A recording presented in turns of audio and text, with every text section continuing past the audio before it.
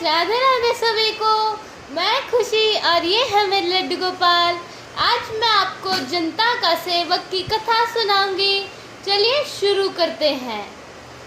एक राजा अपने देश की आंतरिक स्थिति जानने के लिए वेश बदलकर घूमते हुए एक नगर में पहुंचा।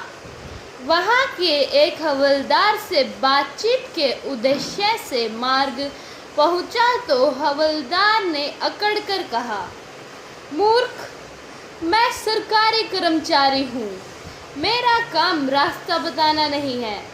राजा ने नम्रतापूर्वक कहा, यदि सरकारी आदमी भी किसी यात्री को रास्ता बता दे तो कुछ हर्ज नहीं है।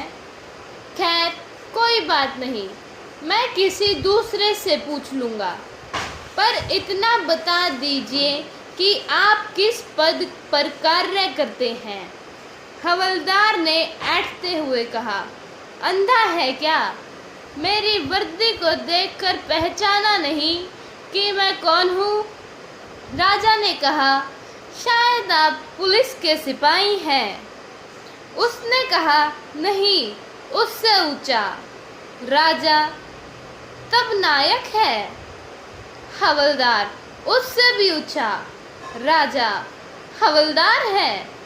हवलदार ने कहा, हाँ, अब तू जान गया कि मैं कौन हूँ, पर तू इतनी पड़ताल क्यों कर रहा है?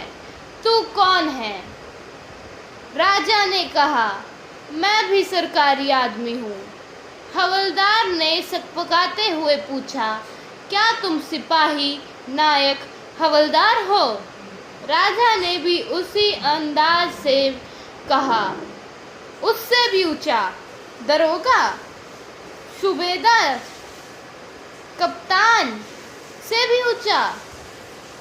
अब तो हवलदार घबराने लगा। उसने पूछा, तब आप मंत्री जी हैं? राजा ने कहा, भाई, बस एक सीढ़ी और बाकी रह गई है। अब हवलदार ने गौर से देखा तो सादे वेश में राजा को पहचान लिया। वह गिड़गिड़ाते हुए क्षमा दया मांगने लगा।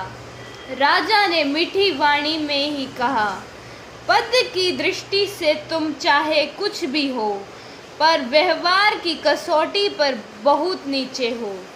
यदि ऊंचा बनना चाहे तो पहले मानव बनो, सहनशील और नर्म बनो।